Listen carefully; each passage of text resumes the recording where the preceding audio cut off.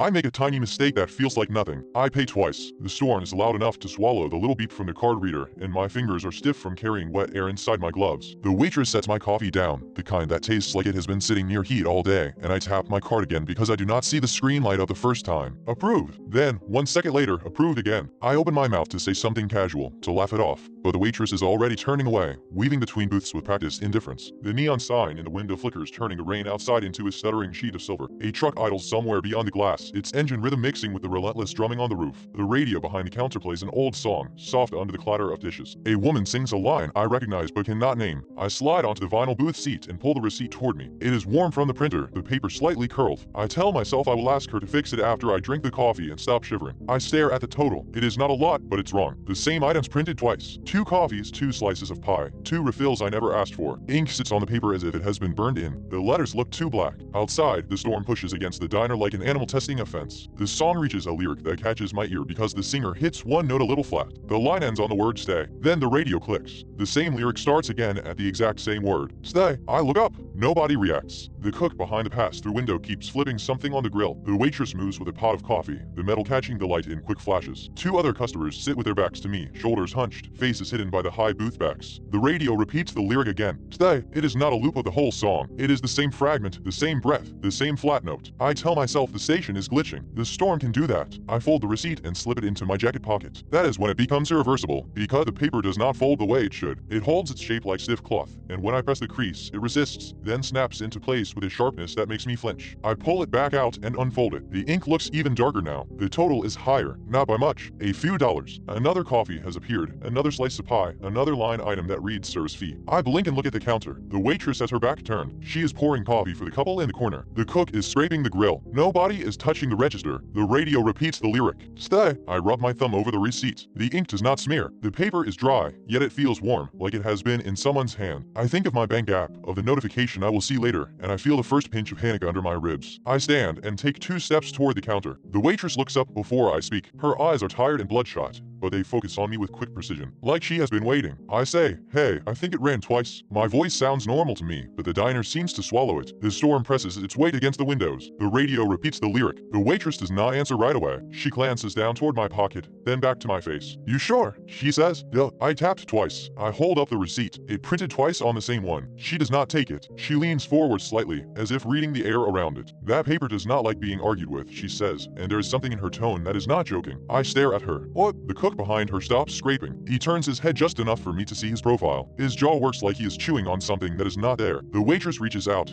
finally, and pinches the corner of the receipt between 2 fingers. She pulls. It does not move. Her fingers tighten. The paper still does not slide from my grip. It feels glued to my skin, but I can still feel my fingerprints, still feel the slight sweat. It is not stuck to me. It is anchored to something else. The waitress lets go and wipes her fingers on her apron without looking down. Just sit, she says softly. Let it finish. Let what finish? I asked. The radio repeats the lyric. Stay. The couple in the corner shifts. The man lifts his head just enough for me to see his mouth. His lips are moving, but no sound comes out. Then I hear my own voice. It comes from behind me, from the booth I just left. Hey, I think it ran twice. The words are mine, the exact cadence, the same slight laugh I put at the end to make it harmless. My stomach drops so fast I taste metal. I turn. I see myself sitting in the booth, not a copy like a mirror, not a person who looks like me. It is my posture, my jacket, my hands, my face angled down toward the table, but the face is wrong in a way that is hard to name. It is too still. The eyes do not blink. The mouth moves again, and my voice comes out perfectly. It printed twice on the same one. I cannot breathe for a second. The storm and the diner sounds fade under the roar in my ears. The waitress does not look surprised. The cook does not look surprised. The couple does not look surprised. The radio repeats the lyric. Stay. I back up until my hip hits the counter. My hand scrabbles for something solid, and my fingers find the edge of the laminated menu display. What is that? I whisper. My voice comes again from the booth. What is that? The timing is not delayed. It overlaps me, like an echo that arrives at the same moment as the sound. I clamp my mouth shut. My copy keeps talking. What is that? It says again, as if trying it out. The waitress reaches under the counter and pulls out a clean mug, sets it down with care. Her hand shakes slightly, but she controls the movement. She looks at me, then at the thing in my booth. You paid twice, she says. So now the there are two of you in the system. I swallow. Like that, my copy says. Fixed it perfectly. The waitress flinches at hearing my voice from the booth. Her eyes squeeze shut for a second. I cannot, she says, not once the paper prints. I look down at the receipt in my hand. The ink is darker again. Now, there are 3 coffees. I do not remember ordering pie, but the receipt insists I did, and it insists I did it 3 times. The total climbs with each glance, like it is reacting to my attention. I shove the receipt back into my pocket, as if hiding it will stop it. From the booth, my voice continues. I cannot, it says in a soft imitation of the waitress. The cook finally speaks. His voice is low and rough, like he has not used it in a while. Do not put it away, he says. It likes pockets. I freeze with my hand halfway inside my jacket. It likes pockets, my copy repeats. The radio repeats the lyric. Stay. I pull the receipt out quickly. It slides free, but not easily, like pulling something damp off glass. My fingertips feel numb where it touched. What is happening? I ask, and my copy asks it too. The waitress pours coffee into the clean mug she set down. She does it slowly, watching the stream as if it might turn into something else. Storm nights, she says, when the power blinks and the song sticks. People come in cold and tired and they make small mistakes. They hit the button twice. They sign the wrong line. They say the wrong thing out loud. The radio repeats the lyric. Stay. And then, I say, and then it keeps what you gave it, she says. My copy laughs in my voice. It is the laugh I used earlier, the one meant to soften. Hearing it from that mouth makes my skin crawl. Keeps what you gave it, it says, and the tone is curious, like a child repeating a phrase. I look at the other customers. The man in the corner is still moving his lips silently. The woman across from him stares at the table as if afraid to look up. Their hands are folded, fingers interlaced too tightly. I feel the need to flee rise in me like heat. The front door is only a few steps away. The storm beyond it is violent, but it's real. It is normal. I take a step toward the door. The bell above it does not ring. It should, but it stays silent. My copy slides out of the booth. It moves like me, but smoother, as if friction does not apply. It stands and turns its head toward the door at the same time I do. I take a step toward the door, it says in my voice narrating me. My mouth goes dry. It is not just repeating what I say. It is saying what I do. The waitress sets the coffee pot down hard enough to splash a few drops onto the counter. She looks at me sharply. Do not let it get ahead, she says. Do not let it get ahead. My copy repeats. What do you mean? I asked. The cook leans forward, his arms braced on the counter. Grease stains his white shirt. His eyes are flat and exhausted. It learns your next move, he says. If it says it first, it owns it. The radio repeats the lyric. Stay. I stand very still. The copy stands very still too. For a second, it is almost funny, like a game, but my heart is hammering too hard to let the thoughts settle. I keep my mouth closed. The copy opens its mouth anyway. I stand very still, it says. The line lands like a claim. My legs suddenly feel unsteady, as if the floor has shifted under me. I grip the edge of the counter. The waitress swears under her breath. It took that, she says. The cook nods once. It took stillness. Now it can make you still when it wants. I try to move my fingers. They respond, but slowly, like my nerves are delayed. The copy smiles with my mouth. The expression is almost right, but it does not reach the eyes. Now it can make you still when it wants, it says, and the way it says wants makes my stomach twist. The radio repeats the lyric. Stay. I force my hand to release the counter. I take a careful step back toward my booth, toward the place that feels like it belongs to me. The copy pivots, matching me. I take a careful step back, it says. The waitress leans closer to me, voice low. Keep your mouth shut, she says, and do not think in words. Do not think in words. I try. My brain immediately forms the sentence. This is insane. The copy says this is insane, and it sounds like me admitting it to myself. My chest tightens. The ink on the receipt crawls in my peripheral vision. I bring it up. The total has climbed again. Now it includes something new. A line item reads voice match fee. My throat constricts as if a hand has closed around it from the inside. I do not speak. I do not even swallow. The copy tilts its head. Voice match fee. It says, savoring each word. The waitress presses her palms flat on the counter. Her knuckles are white. It is charging you for you, she says. The cook looks past me toward the radio. His eyes track the little red light on the receiver. The song is stuck on stay, he mutters. It always is when it is hungry. Hungry. The word lands in my head with a weight I cannot shake. The radio repeats the lyric. Stay. I decide to do the only thing that feels remotely like control. I pick up the receipt and tear it. The paper should rip. It should make that satisfying, helpless sound. It does not. My fingers strain. The receipt stretches like skin. The ink does not crack. The copy watches with intense interest. I pick up the receipt and tear it, it says, and my hands suddenly stop pulling. They freeze mid-motion. Locked. The cook curses softly. Told you, he says. It owns stillness now. My arms tremble, trying to obey me. The muscles burn. Nothing moves. The copy steps closer, close enough that I can smell my own wet jacket on it. But underneath that is something else, like cold pennies and old breath. It leans in and speaks quietly, in my voice. Stay. The radio repeats the lyric at the exact same time. Stay. The diner lights flicker, not fully going out, just dimming like someone lowering a dimmer switch. The neon in the window sputters and steadies. The receipt in my hands warms as if it is alive. Ink blooms on it again, the letters forming in real time. A new line item appears. Seat transfer. The total jumps. The waitress makes a small sound, almost a whimper, and reaches for my wrist. Do not let it seat you, she says. The copy smiles wider. Do not let it seat you. It repeats, and my knees suddenly buckle. The booth behind me feels like a magnet. The vinyl seems to pull at my clothes. I fight it, but my body is not entirely mine anymore. My hands, still gripping the receipt, shake violently. The paper does not shake. It stays perfectly steady, as if it is the only stable thing in the room. The radio repeats the lyric. Stay. say, my mouth opens without permission. Air pushes out. I hear my voice begin to form a word I do not choose. The copy leans in, listening like it is waiting for a cue. The receipt ink darkens, ready, and the first sound that comes out of me is the start of my own name.